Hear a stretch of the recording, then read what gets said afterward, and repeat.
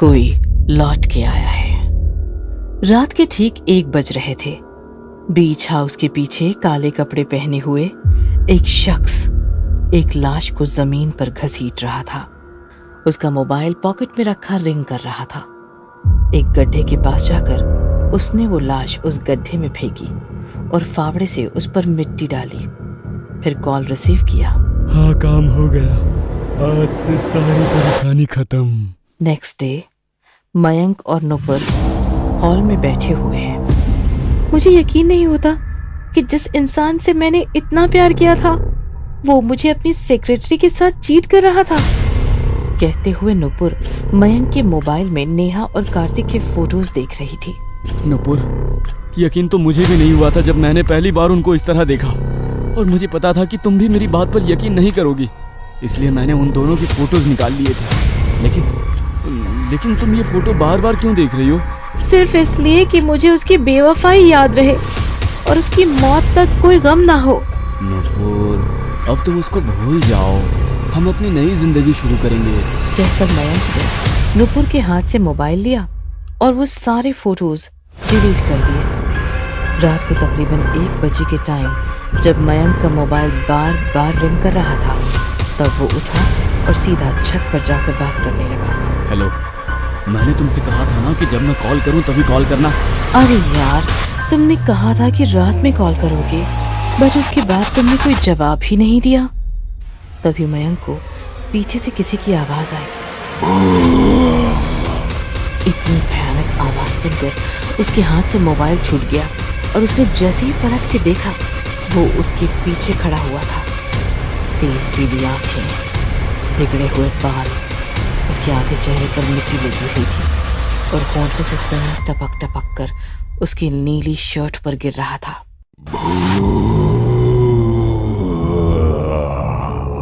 उसने मयंक को अपने पास आने का इशारा किया। बचाओ, बचाओ! कहकर मयंक गिरता पड़ता वहां से भागा और सीढ़ियों से उतरकर नीचे पहुंचा। रात को तकरीबन 2 बजे के टाइम मयंक अपने कमरे में सो रहा था। एक काला सा हाथ उसके गले पर आया जिसके टच से वो अचानक से उठ खड़ा हुआ। उसने देखा वही आदमी उसके सीने पर बैठा उसका गला दबा रहा था।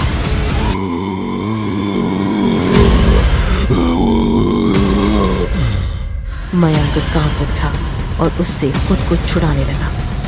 बड़ी मुश्किल से उसके मुंह से चीख निकली।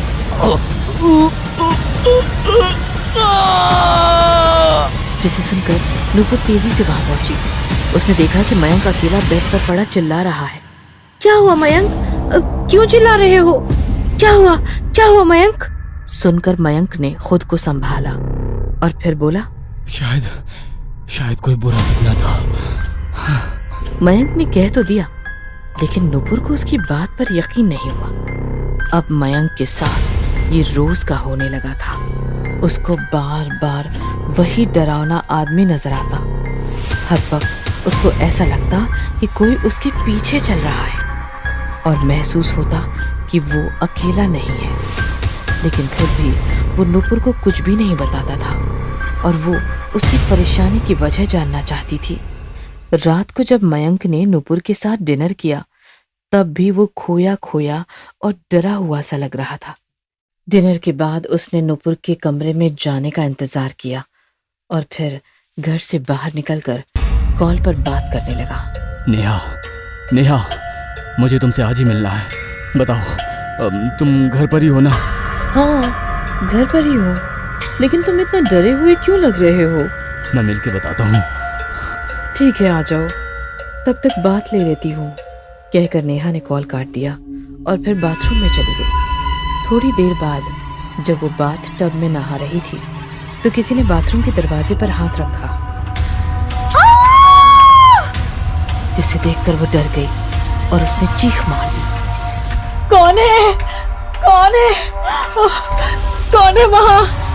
कहते हुए वो टब से उठी और टॉवेल लपेटकर बाहर निकली। फिर उसने इधर उधर देखा तो कोई नजर नहीं आया। तभी किसी ने पीछे से उसके कंधे पर हाथ रखा और जैसे ही वो पलटी वो खौफनाक चेहरा उसके ठीक सामने था। उसने अपना मुंह फाड़ा और जोर से चिल्लाया। आ! उसके चीखते ही नेहा भी कांप उठी और चिल्ला पड़ी। वो भयानक आवाज में बोला, क्या हुआ नेहा? क्या मुझे वापस देखकर खुश नहीं हो? हाँ? बचाओ! बचाओ! कहकर नेहा ने भागने के लिए जैसे ही कदम बढ़ाया, उसने नेहा के बाल पकड़ लिए और उसको फिर जमीन पर गिरा दिया। उसके बाद उसने नेहा का पैर पकड़ा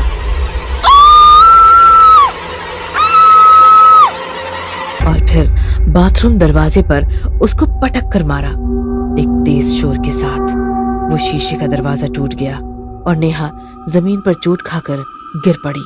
नहीं मेरी जान, अब तुम भी मेरी तरह अमर हो जाओगी।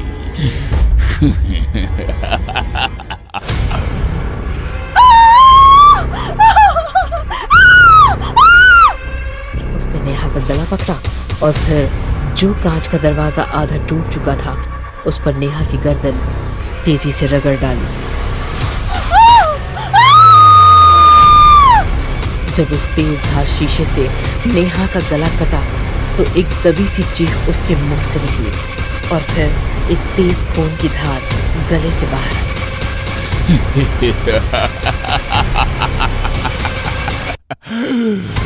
अब नेहा की लाश बाथरूम के दरवाजे के पास पड़ी और खून बहकर जमीन पर फैलता जा रहा था। मयंक थोड़ी देर बाद वहां पहुंचा। उसने देखा कि दरवाजा लॉक नहीं है तो वो उसे खोलकर अंदर गया। सामने नेहा की लाश बुरी हालत में पड़ी हुई देख उसके होश उड़ गए। उसकी धड़कनें तेज तेज चलने लगी।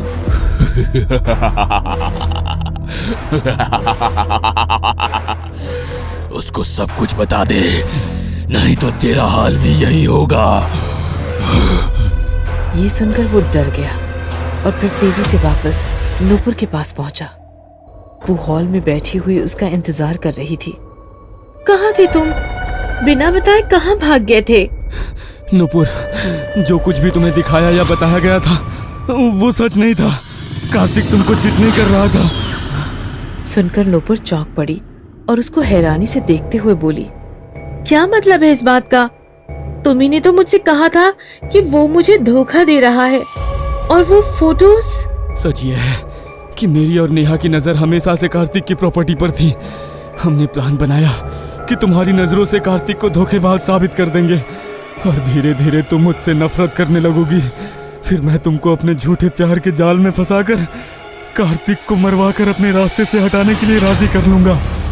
कार्तिक की मौत के बाद उसकी सारी प्रॉपर्टी तुम्हारे हिस्से में आती और फिर मैं तुमसे शादी करके उसका आधा हिस्सा अपने नाम करवा लेता। इसी प्लान के हिसाब से उस दिन नेहा ने कार्तिक के कैबिन में जाकर उसको अपने झूठ मूठ की परेशानी बताई और आंसू बहाने लगी। कार्तिक ने उसको चुप कराते हुए उसके सर पर जरा सा हाथ रख दिया तो वो खुद उसके गले लग गई। कार्तिक ने उसको हटाना जरूरी नहीं समझा क्योंकि उसके हिसाब से वो बहुत दुखी थी।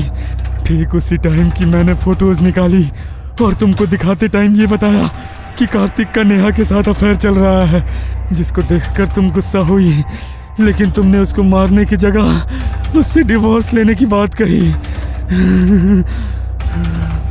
इतना कहकर मयंक चुप हो गया। आगे बोलो मयंक, आगे बोलो। जब घिनौना काम करते टाइम शर्म नहीं आई तो बताते टाइम क्यों आ रही है?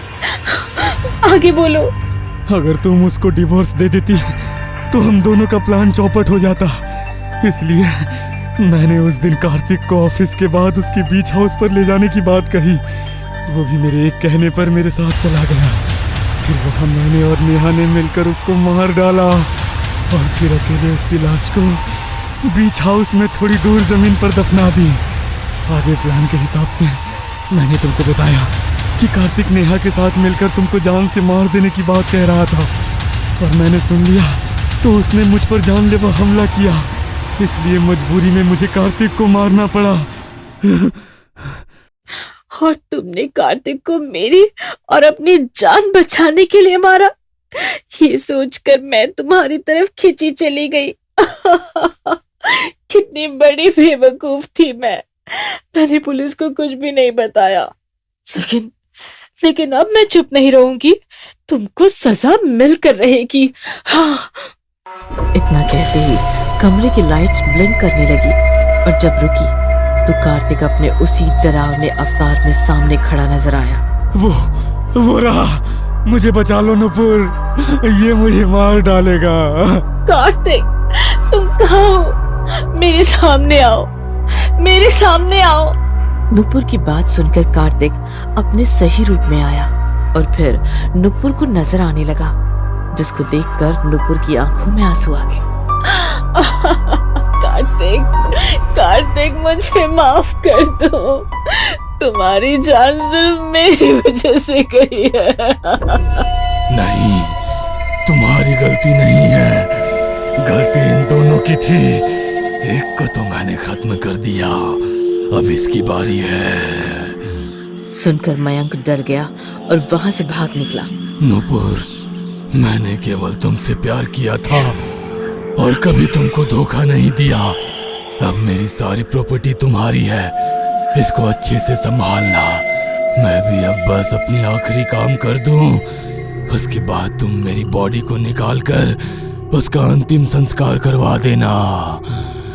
कहकर वो मुस्कुराया और नुपुर ने हाथ हिलाकर उसको अलविदा किया। उसके बाद वो वहां से गायब हो गया। बस जल्दी से उसकी लाश को निकाल कर जला डालूंगा, उसके बाद उसकी आत्मा हमेशा के लिए गायब। हाँ। कहकर उसने ब्रेक लगाया और कार से उतरकर वहां पहुंचा जहां उसने कार्तिक को दफनाया था। सामने उसने देखा कि कार्तिक हाथ में फावड़ा लिए अपने डरावने अवतार में खड़ा हुआ है। ये देखकर वो चिल्लाया और भागने के लिए जैसे ही मुड़ा, उसके पैर हवा से काफी ऊपर उठ गए और वो एक कदम भी आगे नहीं बढ़ पाया। फिर कार्तिक ने उसकी टांग पकड़ी और उसको जमीन पर गिरा दिया। वो पलटा और सीधा होकर आंखों में खौफ लिए सामने खड़े कार्तिक को देखने लगा।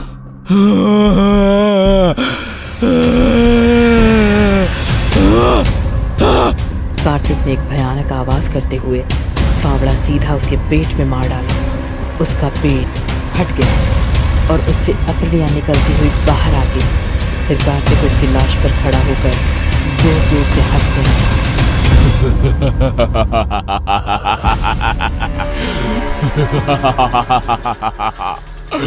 Ha